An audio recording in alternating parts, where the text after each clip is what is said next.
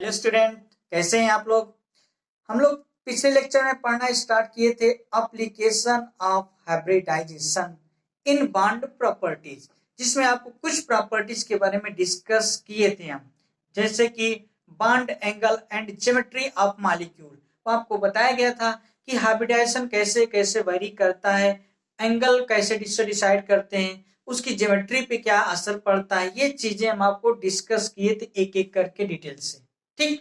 दूसरी आपको एप्लीकेशन ये बताया गया था कि बॉन्ड लेंथ को लेके, कि हाइब्रिडाइजेशन किसी भी मॉलिक्यूल के बॉन्ड लेंथ को कैसे प्रभावित करता है, कैसे अफेक्ट करता है, और उसको कैसे हम डिटरमाइन करते थे, उसका ट्रेंड क्या होता था। ये चीजें आपको डिस्कस किए थे। ठीक। आज का हमारा टॉपिक है क्या, बॉन्ड एनर्जी।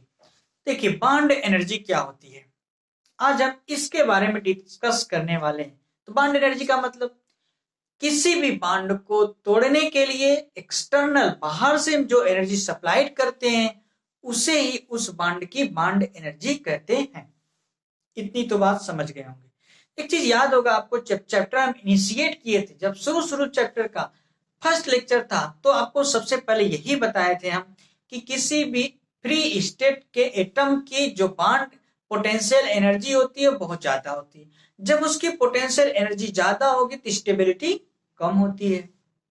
ठीक। जब वो एक दूसरे के पास आते हैं, एटम्स आपस में बॉन्ड बनाते हैं। ठीक। तो बॉन्ड बनाते हैं तो कुछ एनर्जी रिलीज होती है। इसी रिलीज एनर्जी को ही अगर हम बाहर से सप्लाई कर देंगे, तो क्योंकि बॉन्ड बना था, एनर्जी निकल गई थी, पोटेंशियल एनर्जी कम हुआ था, स्टेबिलिटी बढ़ गया था। ठीक। अगर जो एनर्जी रिलीज हुई बॉन्ड बनने के दौरान, तो बॉन्ड को ब्रेक करना है, तो वही उतनी ही एनर्जी इसको देनी पड़ेगी बॉन्ड को तोड़ने के लिए। बस समझ में। तो बॉन्ड एनर्जी होती क्या है, the amount of energy required to break down a particular type of one mole bond known as bond energy. अब बात आती है bond energy, average bond energy, ये सब सारी क्या होती है। देखो कोई भी बॉन्ड किसी भी दो एटम के, पर्टिकुलर एटम के बीच में एक बार होता है, तो बॉन्ड की डिसोसिएशन एनर्जी ही उसकी बॉन्ड एनर्जी होती है। अगर वही बॉन्ड कई बार होता है, तो उस बॉन्ड की डिसोसिएशन एनर्जी का जो एवरेज होता है, वो उस मॉलिक्यूल की बॉन्ड एनर्जी कही जाती है। ठीक। तो चलिए पहले स्टेटमेंट थोड़ा थोड़ा लिखते चलते हैं और सीखते चलते हैं, स्टेप बाय स्टेप हम आपको सारी चीजें बताते हैं। तो पहले बॉन्ड एनर्जी होती क्या है, या बॉन्ड स्ट्रेंथ क्या होता है, इसके बारे में आप लिखेंगे। थोड़ा लिखे, amount of energy required to break, amount of amount of energy amount of energy required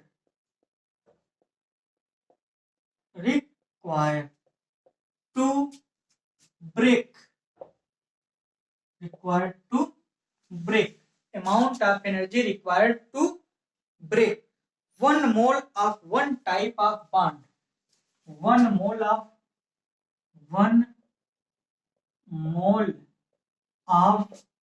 one type bond, one type bond. Amount of energy required to break one mole of one type bond is called bond energy.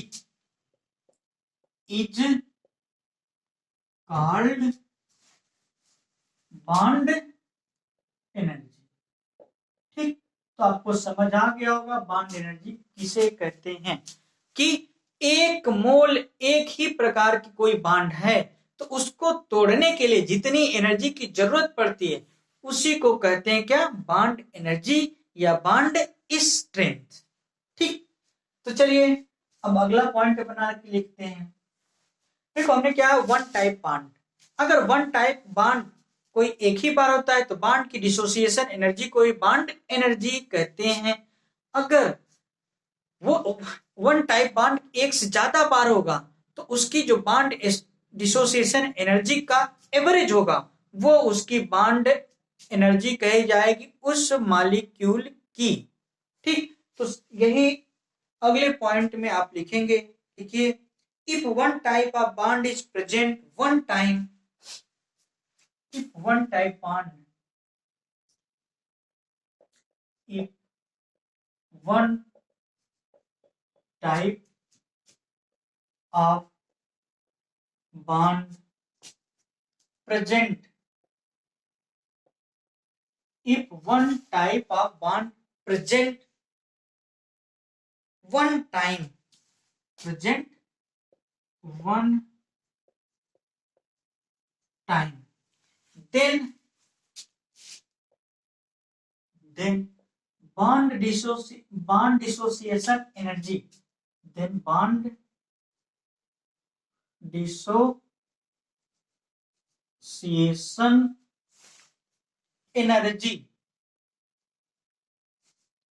bond dissociation energy is known as, is called bond energy, is called bond energy। ठीक, तो हमने क्या बताया, अगर कोई एक type का bond एक बार होता है तो उसकी जो बॉन्ड की डिसोसिएशन एनर्जी होती है उसी को बॉन्ड एनर्जी कहते हैं।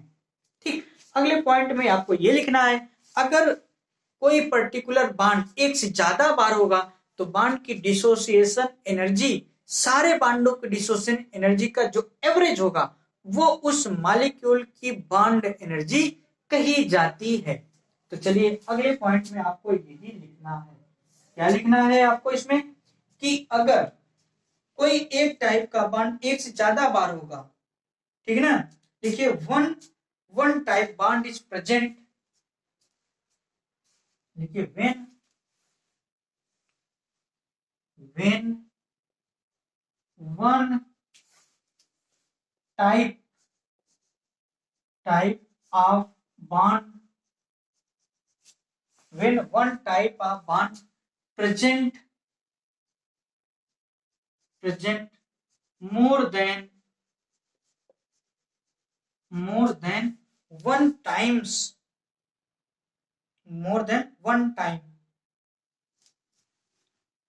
when one type bond present more than one times, then average bond dissociation energy is, then average bond dissociation energy, bond dissociation energy, bond dissociation energy is known as bond energy, is known as bond dissociation, bond energy,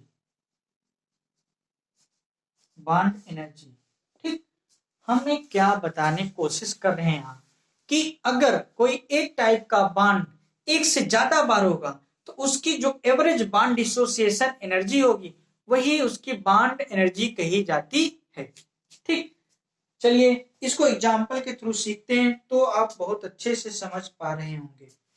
जैसे चलिए एक अच्छे से example लेते हैं, तो सारे bond dissociation energy को समझाने की कोशिश करते हैं और बॉन्ड एनर्जी क्या होती है।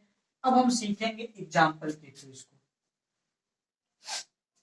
जो सारी लैंग्वेज लिखा है यही हम एग्जाम्पल में डिस्कस करने वाले हैं। जैसे कि जैसे मान लीजिए कोई एग्जाम्पल है ये, जैसे मान लीजिए CH4 ले लेते हैं। आपको पता है CH4 में एक कार्बन है, 4 मीथेन से सिंगली बॉन्डेड जुड़े हैं। इस तरह का स्ट्रक्चर हम लोग पढ़ चुके हैं, अब यही थोड़ा सीखेंगे। ठीक, पहला बॉन्ड, दूसरा बॉन्ड, तीसरा बॉन्ड और चौथा बॉन्ड। तो ओवरऑल कार्बन हाइड्रोजन के बीच इसमें 4 कार्बन हाइड्रोजन बॉन्ड लगे हैं, सिग्मा बॉन्ड हो गई। ठीक, तो चलिए जैसे हमने कह दिया कि मीथेन के अगर एक बॉन्ड को ब्रेक करते हैं तो क्या यहां बचेगा, CH3 और H अलग हो गया। अगर उसको मानते हैं कि इसको X1 किलो कैलोरी एनर्जी देते हैं तो ये बॉन्ड टूट जाता है। ठीक, उसी तरह अब तो बचा, अगर X3 में से एक हाइड्रोजन को निकाल दे तो कितना बचे, X2। एक हाइड्रोजन को हमने ब्रेक कर दिया कार्बन हाइड्रोजन के बॉन्ड, तो उसको मान लो तोड़ने के लिए हमें लगा X2 किलो कैलोरी एनर्जी देनी पड़ी। अब उसी तरह मान लो X2 में से भी एक हाइड्रोजन हम निकालना चाहते हैं, कार्बन हाइड्रोजन एक बॉन्ड ब्रेक करना चाहते हैं, तो क्या बचेगा, CH। तो मान लो उसको ब्रेक करने के लिए X3 किलो कैलोरी एनर्जी की रिक्वायरमेंट हुई। ठीक, अब उसी तरह CH से अगर एक जो हाइड्रोजन बचा है उसको भी अगर ब्रेक करना होगा तो क्या बचेगा, केवल कार्बन बचेगा। तो उसको तोड़ने के लिए अगर मान लो हमें X4 किलो कैलोरी एनर्जी देनी पड़ी, तो ओवरऑल हमने इस एग्जाम्पल में मेथेन के जो कार्बन हाइड्रोजन के 4 बांड थे, सिग्मा बांड, सिंगल बांड, उसको एक एक करके तोड़ने के उसकी बांड एनर्जी को यहां सपोज करके लिख दिया। ठीक, अगर कहा गया कि मेथेन के CH बांड की बांड एनर्जी बता दी गई तो कैसे निकालेंगे बांड एनर्जी। अब देखिए यहां से जो बांड था, एक ही बांड 4 बार था, मतलब कार्बन हाइड्रोजन के भी 4 बांड थे, तो बांड 4 बार रिपीट हुआ, तो उस बांड का डिसोसिएशन एनर्जी, पहले बांड का डिसोसिएशन X1, दूसरे का X2, तीसरे का X3 और चौथे का X4 है, मानते हैं जैसे, तो इसकी जो बांड एनर्जी होगी इसी का एवरेज होगा। ठीक, तो इसको हम क्या लिख सकते हैं, यहां पर लिख सकते हैं bond energy of bond energy BE, मतलब चलो पूरा लिख देते हैं, बांड एनर्जी किसके बीच निकाल रहे हैं हम लोग, कार्बन और हाइड्रोजन के बीच। तो कार्बन और हाइड्रोजन के बीच का जो बांड एनर्जी है कैसे निकालेंगे, बांड डिसोसिएशन एनर्जी का एवरेज लेते हैं। एवरेज क्या होता है, जितनी वैल्यू होती है उसको ऐड करते हैं और जितने नंबर में होते हैं उसको उतने से डिवाइड करते हैं। ठीक, तो वैल्यू कितनी है, X1 plus X2 plus X3 plus X4, इनकी संख्या कितनी है, 1 2 3 4 है, तो 4 से डिवाइड कर देंगे, जो होगा यही क्या होगा, बांड एनर्जी होगा मीथेन मॉलिक्यूल के कार्बन और हाइड्रोजन के बीच में। ठीक, बात समझ आया। अब बात आती है कि जब एक ही टाइप के बांड एक से ज्यादा बार होते तो एवरेज क्यों लेते हैं, मोस्ट इंपॉर्टेंट क्वेश्चन आप पूछ सकते हैं, क्यों, क्योंकि इसमें हर बांड की अपनी अपनी अलग अलग एनर्जी होगी। कैसे, अगर एक CH बांड, एक हाइड्रोजन निकालेंगे CH3 बचेगा, CH3 की जो बांड होगा कार्बन हाइड्रोजन की, वो CH4 के कार्बन हाइड्रोजन के बीच की जो बांड होगा उससे डिफर होगी, इसीलिए सभी बांडों को तोड़ के उसकी एवरेज निकालते हैं। ठीक, जो एवरेज एनर्जी होगी वही मीथेन मॉलिक्यूल के बीच का बांड एनर्जी कही जाती है। ठीक, तो ये तो थी डिफिनीशन बांड एनर्जी होती क्या है और कैसे निकालते हैं। अब बात आती है, देखिए बांड को तोड़ना उतना ही ज्यादा आसान होगा जो बांड जितना लांगर होगा, मतलब बड़े बांड को तोड़ना आसान तो उसकी एनर्जी, बांड एनर्जी कम, छोटे बांड को तोड़ना डिफिकल्ट तो उसकी बांड एनर्जी ज्यादा। बात समझ आई। ठीक, अब बात ये जानते हैं कि थर्ड 3 बांड जो होते हैं, ट्रिपल बांड की बांड लेंथ सबसे छोटी, डबल बांड की उससे ज्यादा बड़ी, ट्रिपल और सिंगल बांड की सबसे ज्यादा बड़ी। तो इसका क्या मतलब, सिंगल बांड को तोड़ना सबसे ज्यादा आसान, डबल बांड को तोड़ना उससे ज्यादा टिपिकल और ट्रिपल बांड को तोड़ना सबसे ज्यादा डिफिकल्ट होगा। तो कहने का क्या मतलब, बांड एनर्जी सिंगल बांड की सबसे कम, डबल बांड की उससे ज्यादा और ट्रिपल बांड की सबसे ज्यादा होगी। ये समझ आया। अब तो इससे एक ट्रेंड हम बना सकते हैं, bond energy is inversely proportional to bond length की। बात समझ आया। अब बात आती है बॉन्ड लेंथ जैसे हमने कहा, कल एक चीज आपको हम बताए थे, अगर कार्बन कार्बन के बीच में ट्रिपल बॉन्ड होता है तो हाइब्रिडाइजेशन sp होता था। ये सीखे थे आप। sp हाइब्रिडाइजेशन में 50% s करेक्टर है। अगर कार्बन कार्बन के बीच में डबल बॉन्ड होता था तो हाइब्रिडाइजेशन sp2 होता था। और यानी कि sp2 हाइब्रिडाइजेशन में s करेक्टर 33.33% होता है। ठीक, अगर वहीं कार्बन के बीच सब सिंगल बॉन्ड हो यानी कि सैचुरेटेड हो तो इसका मतलब वहां हाइब्रिडाइजेशन sp3 होता था। अब sp3 हाइब्रिडाइजेशन में परसेंटेज ऑफ s करेक्टर 25% था। तो एक चीज देख रहे हैं, sp से sp2, sp2 से sp3 जाने में s करेक्टर घट रहा है।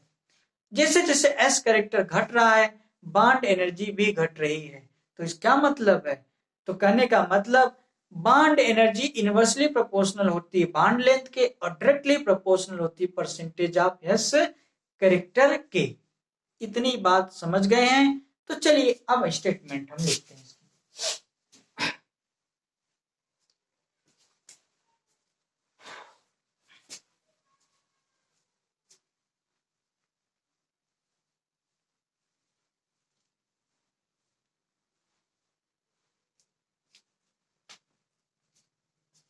चलिए कुछ स्टेटमेंट लिखते हैं। देखिए, shorter bond has larger bond energy.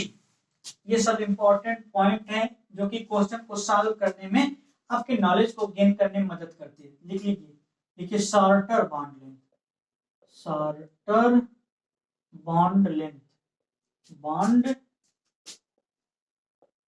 Length has, shorter bond length has larger bond energy,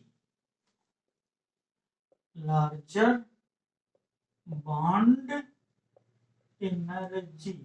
कहने का क्या मतलब है कि जो बॉन्ड छोटा होता है उसकी बॉन्ड लेंथ ज्यादा होती है।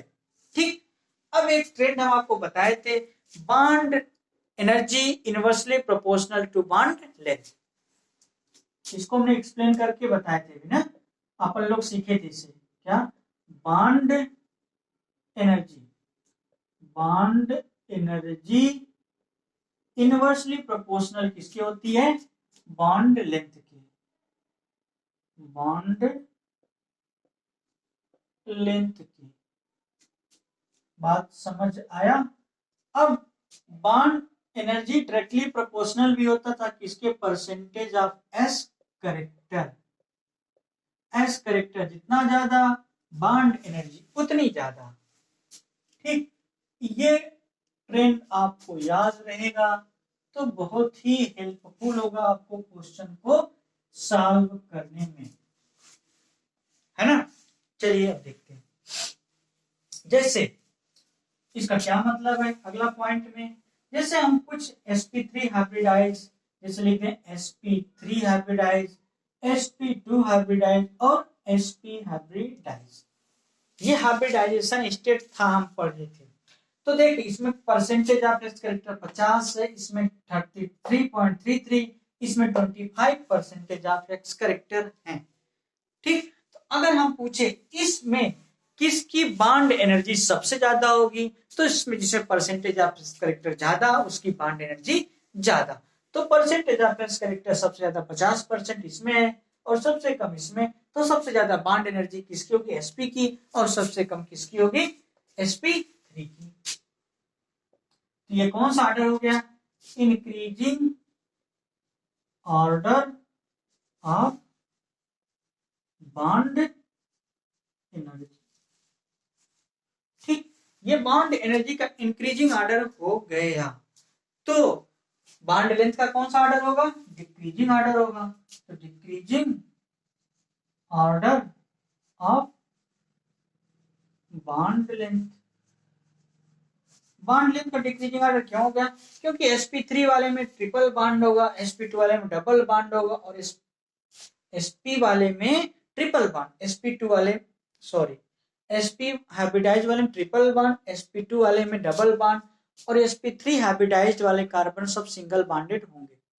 ठीक, तो बॉन्ड लेंथ जानते हैं आप। ट्रिपल बॉन्ड की सबसे छोटी, डबल बॉन्ड उससे ज्यादा बड़ी, सिंगल बॉन्ड सबसे बड़ा होता है बॉन्ड लेंथ का। ये कौन सा ऑर्डर हो गया?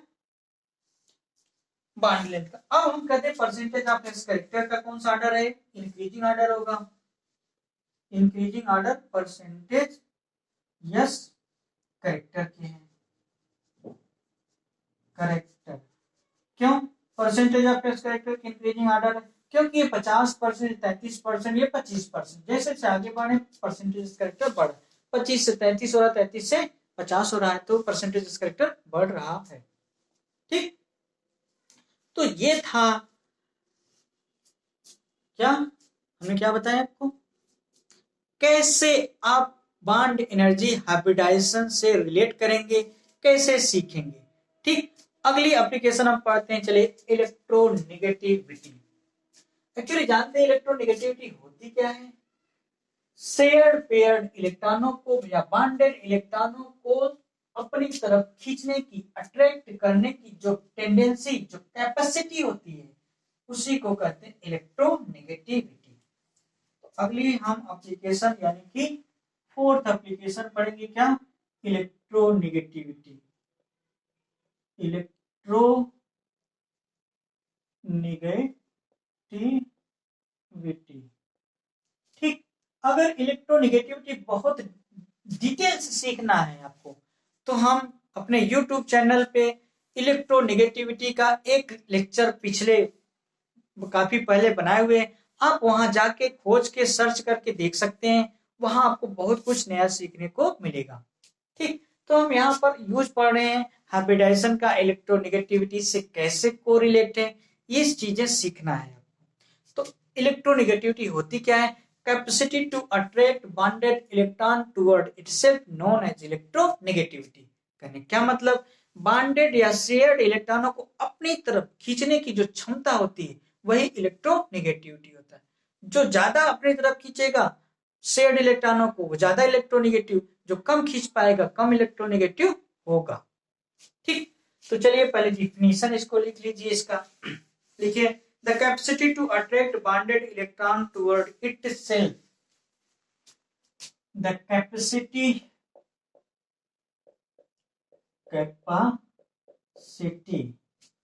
to attract bonded electron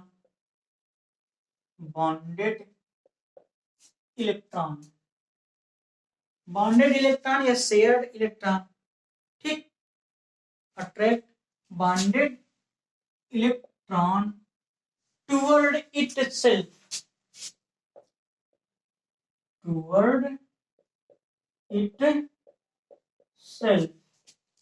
is known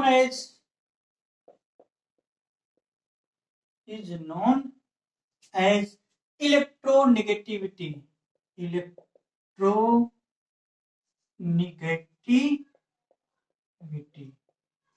electronegativity कहते हैं।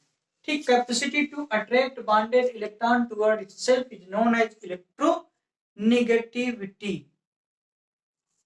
ठीक, अब बात आती है इलेक्ट्रोनेगेटिविटी का हाइब्रिडाइजेशन से क्या इफेक्ट पड़ता है। देखिए, जैसे जैसे परसेंटेज या एक्स कैरेक्टर बढ़ते जाते हैं, इलेक्ट्रॉनों को अपनी तरफ, बॉन्डेड इलेक्ट्रॉन को अपनी तरफ खींचने की टेंडेंसी भी बढ़ती जाती है। तो एक सिंपल सा ट्रेंड कर सकते हैं कि जैसे जैसे परसेंटेज ऑफ एक्स कैरेक्टर बढ़ेगा, इलेक्ट्रोनेगेटिविटी भी बढ़ेगी। कहने का क्या मतलब, electronegativity is directly proportional to percentage of s character. ठीक, तो अगले पॉइंट में आप लिख लेंगे, यही इसमें लिखिएंगे, लिखिए, as the percentage of s character increases, electronegativity of hybrid atom is also increases. इसको लिख लीजिए, as the percentage, चलिए पूरा ऐसे लिख लेते हैं, as the percentage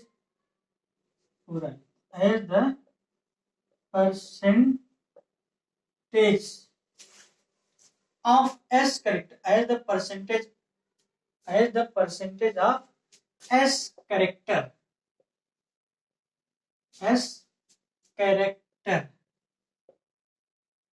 increases,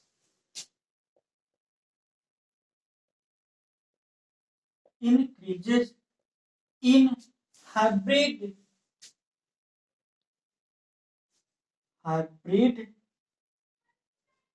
atom as the percentage of S character increases in hybrid atom.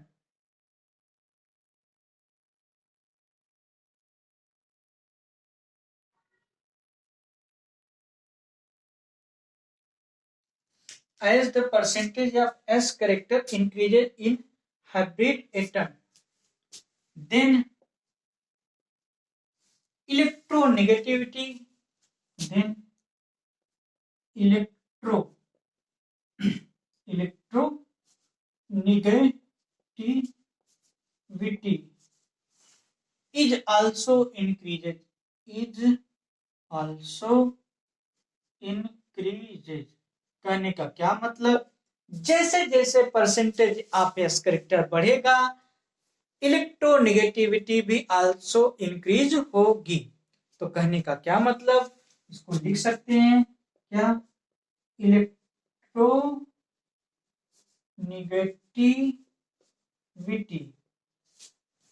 Electronegativity directly proportional to percentage s character की, ठीक, एस करेक्टर के डायरेक्टली प्रोपोर्शनल होती है।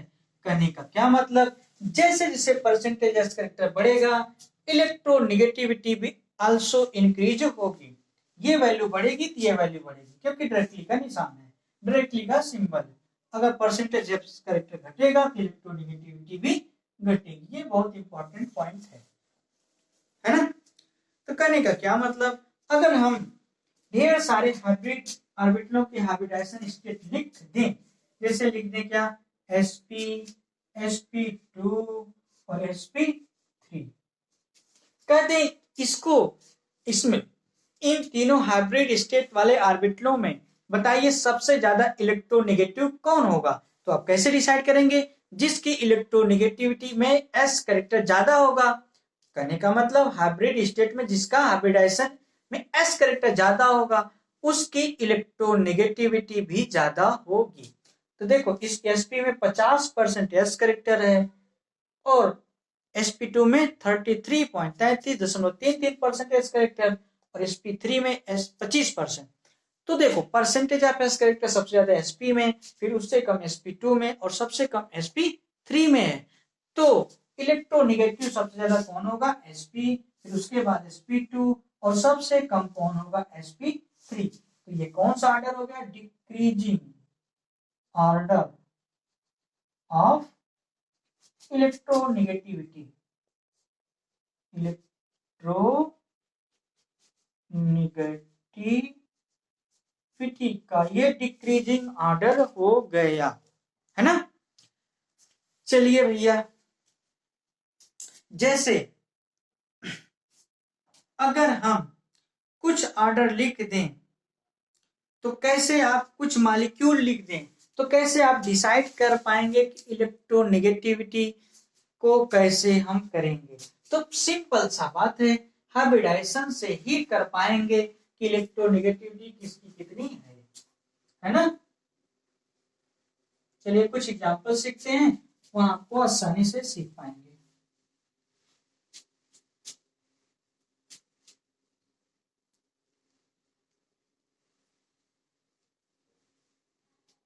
जैसे फॉर एग्जांपल, अगर हम एग्जांपल के रूप में देखें,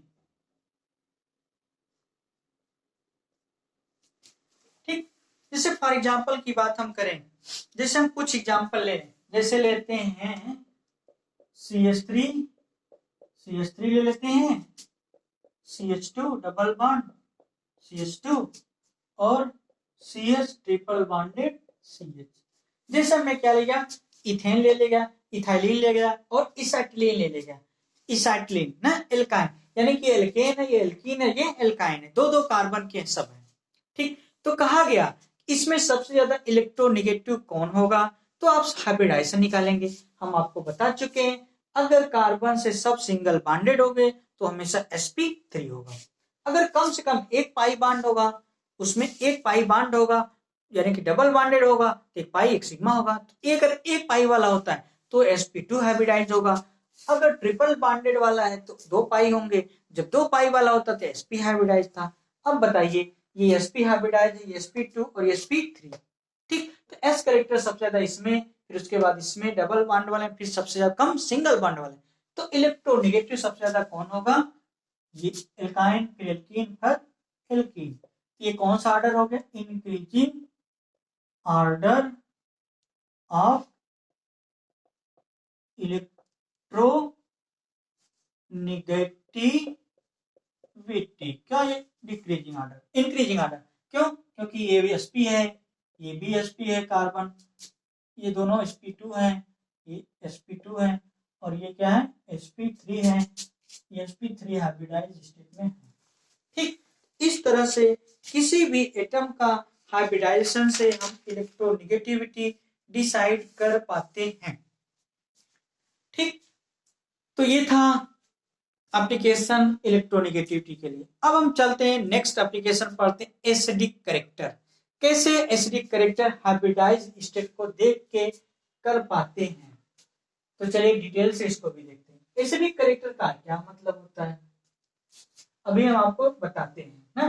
तो सबसे पहले आप हेडिंग लिखेंगे एसिडिक करेक्टर या acidic strength, acidic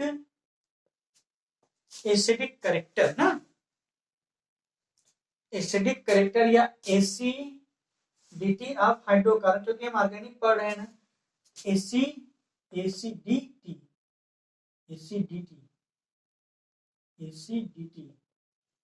of hydrocarbon,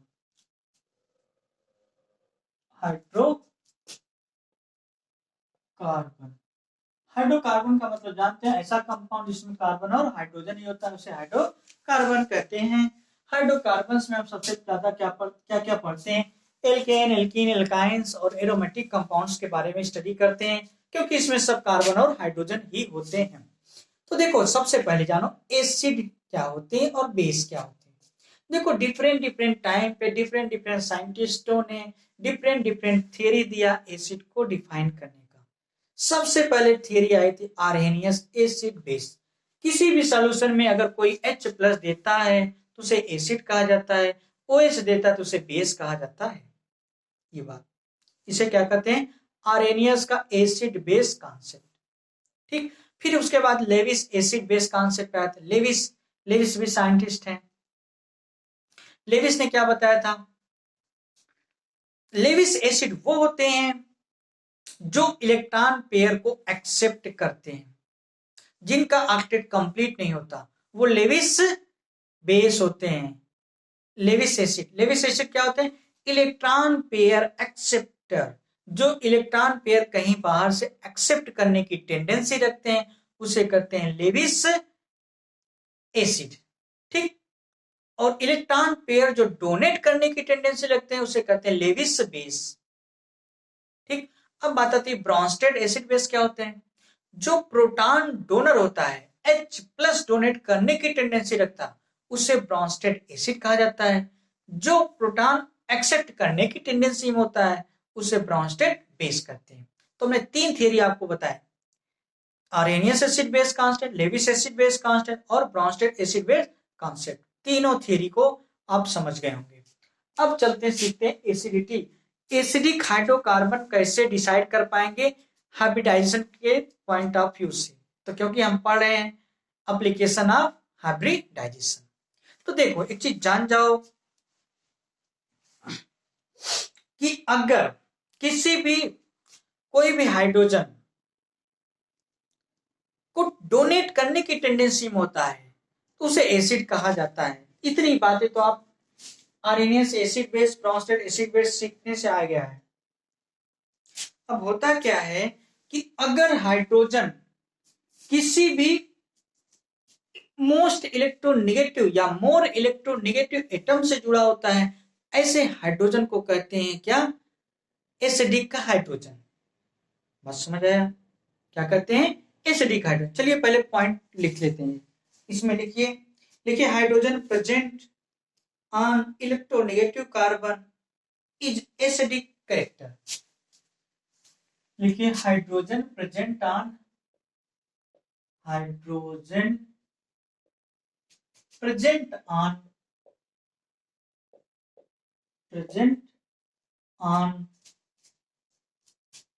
electronegative carbon electronegative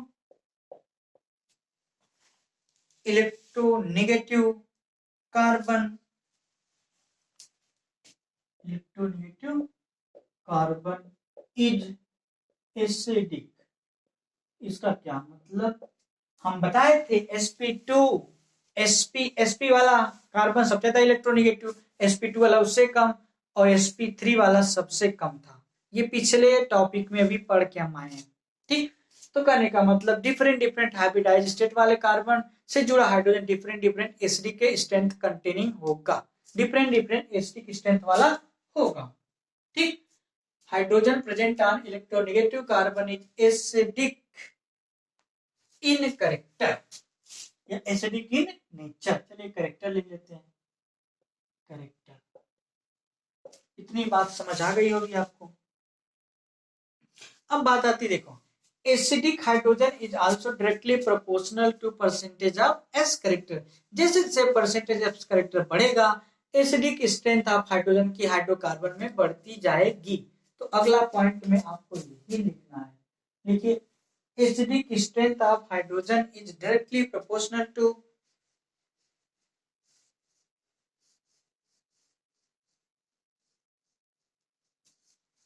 इसको इस तरह से लिखते हैं तो जो ज्यादा अच्छा लगेगा। देखिए, acidic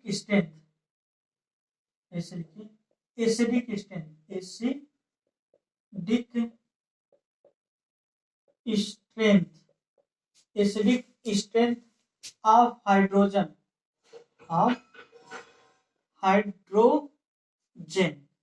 is directly proportional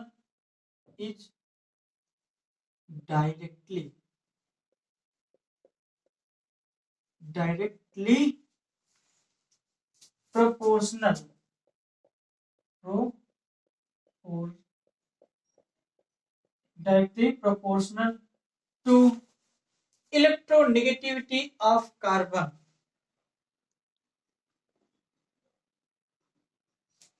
Acidic strength of hydrogen is directly proportional to electronegativity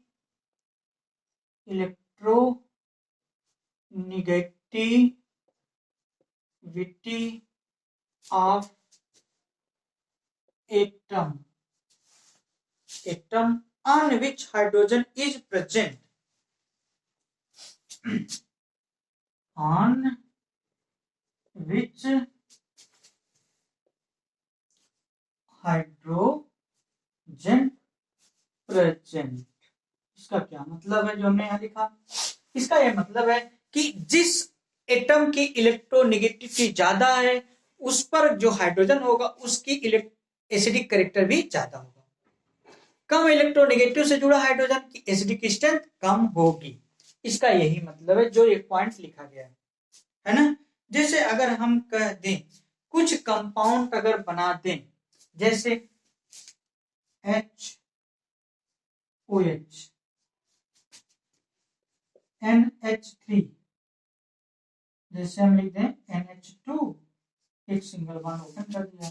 जैसे लिख दें HC ट्रिपल बॉन्ड CH, तो देखो यहां हाइड्रोजन ऑक्सीजन से लगा है, यहां हाइड्रोजन नाइट्रोजन से लगा है, यहां हाइड्रोजन कार्बन से लगा है। तो आप जानते हैं most electronegative element in periodic table में कौन से होते हैं? पहले फ्लोरीन होता है, फिर ऑक्सीजन, फिर नाइट्रोजन, फिर क्लोरीन, फिर ब्रोमीन, फिर आयोडीन, फिर कार्बन, फिर सल्फर। ये ट्रेंड होता है इलेक्ट्रोनेगेटिविटी का। कैसे होता है देख लीजिए, इसको लिखना नहीं।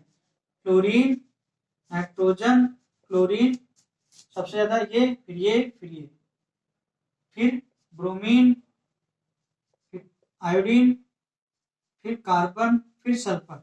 ये कौन सा ऑर्डर है? ये इलेक्ट्रोनेगेटिविटी का ऑर्डर है। अब बात को समझिए, इसको सबसे ज्यादा इलेक्ट्रोनेगेटिव यहाँ पर ऑक्सीजन है, सेकंड मोस्ट, फिर नाइट्रोजन। जब ऑक्सीजन बहुत ज्यादा इलेक्ट्रोनेगेटिव इससे हाइड्रोजन जुड़ा है, इसकी एसिडिक स्ट्रेंथ भी तो ज्यादा होगी। अब कार्बन और नाइट्रोजन में देखें तो नाइट्रोजन मोर इलेक्ट्रोनेगेटिव, इसकी इसका एसिडिक स्ट्रेंथ ज्यादा हो गई। तो ये पॉइंट हमने लिखने का यही मतलब था। इस तरह से आप कोई भी क्वेश्चन को टैकल कर पाएंगे, सॉल्व कर पाएंगे। ये कौन सा ऑर्डर है? Decreasing order, decreasing order of acidic, acidity of, चलिए एसिडिटी लिख देते हैं, डिक्रीजिंग ऑर्डर ऑफ एसिडिटी। आप कंपाउंड लिख सकते हैं, कोई बात नहीं, आप कंपाउंड लिख दीजिए। तो सबसे ज्यादा एसिडिक कंपाउंड कौन सा होगा इसमें? वाटर होगा, फिर उसके बाद अमोनिया होगा, फिर क्या होगा? एसिटिलीन होगा। तो ये बात समझ आया? तो चलिए कुछ और बातें लिखते हैं, जैसे acidic strength percentage of s character के डायरेक्टली होता है। इसको भी नेक्स्ट पॉइंट बना के आप लिखेंगे।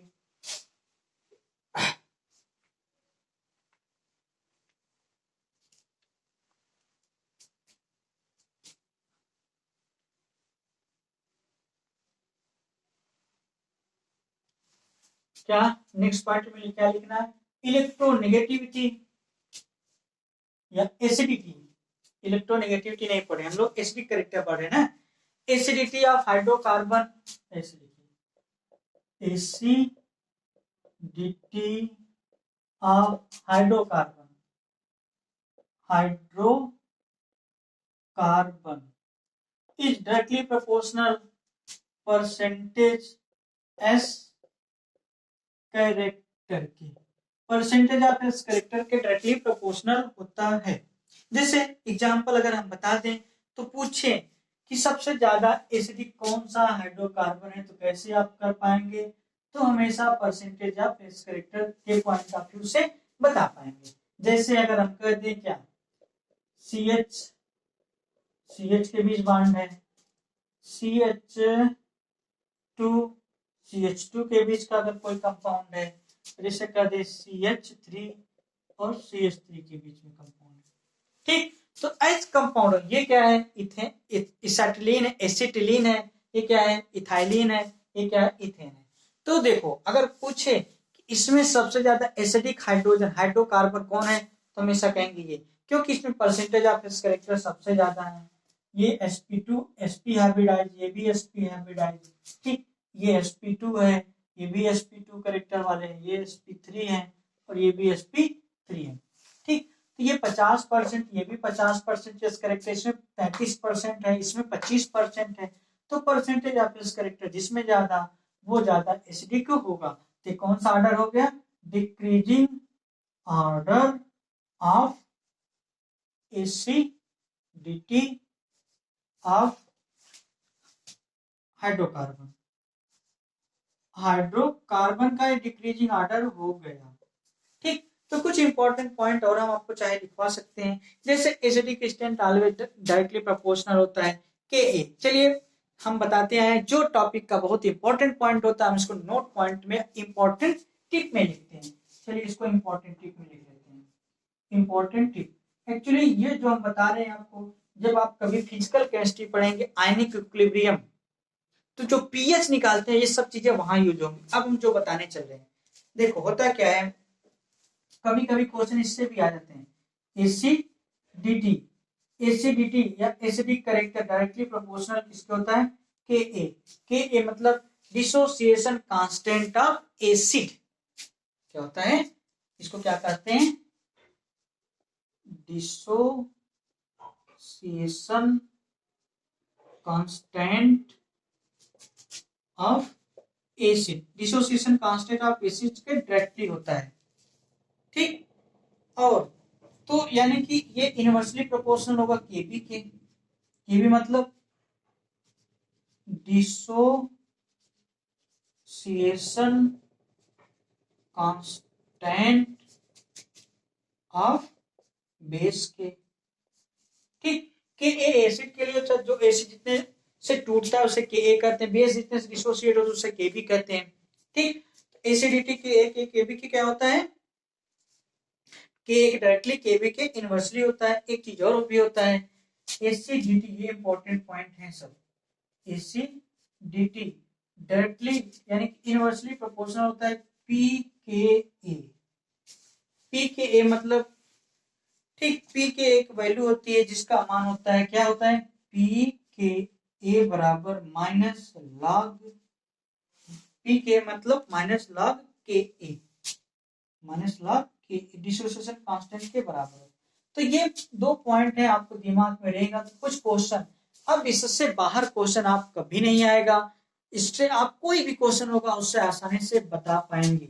ठीक, तो हम क्या सीखे हैं, एप्लीकेशंस, हाइब्रिडाइजेशन का बॉन्ड की प्रॉपर्टीज पे क्या एप्लीकेशंस है।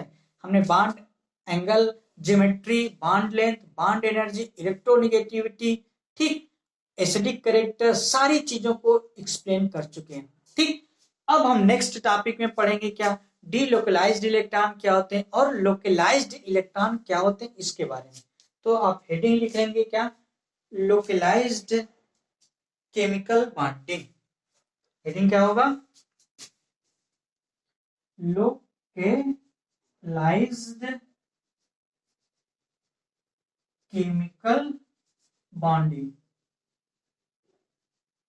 लोकलाइज्ड केमिकल बॉन्डिंग, ये आप हेडिंग लिखेंगे। इसको हम नेक्स्ट लेक्चर में करते हैं। ठीक, ये वाला हेडिंग है लोकलाइज्ड केमिकल बॉन्डिंग। बस आज यहीं तक रखते हैं। उम्मीद करते हैं सारी चीजें आप अच्छे से सीख पाए होंगे। ठीक, अगर किसी को कहीं कुछ डाउट होता है केमिस्ट्री में तो आप हमारे नंबर पे कांटेक्ट हमसे कर सकते हैं या मेरे व्हाट्सएप नंबर पे अपनी प्रॉब्लम बता सकते हैं। ठीक, आपके सारे सभी प्रॉब्लम का आप यहाँ पे उसका निचोड़ यानी कि उसका आंसर दिया जाएगा। ठीक है ना। अब बस क्या होता है, एक चीज बहुत ध्यान से सुनिए कि जो कुछ हम यहाँ पढ़ा रहे हैं, जो कुछ आपको बता रहे हैं, सब बहुत बेसिक है, आपका कॉन्सेप्चुअल बेस्ड है। आप उसका नोट्स बनाते चलेंगे, पेन पेपर का यूज जरूर करेंगे, नोट्स का रोज बनाएंगे और उसको रिवाइज करते हुए चलेंगे, एक एक चीजें सीखते हुए चलेंगे। ठीक, first year, second year, third year तक आपकी केमिस्ट्री बहुत ज्यादा स्ट्रांग हो जाएगी, हम पर विश्वास रखिए। ठीक ना, बस ऐसे ही ध्यान से पढ़ते चलिए, बहुत ही चीजें आसान लगेंगी आपको। जब सारी चीज सीख जाएंगे तो बहुत ज्यादा आसान लगेगा। ठीक, इसीलिए एक वर्ड यूज किया जाता है, I am not number one but surely I can make you number one. हम आपको नंबर वन जरूर बनाएंगे। ठीक, बशर्ते क्या है, बस चीजों को फॉलो करते चलिए।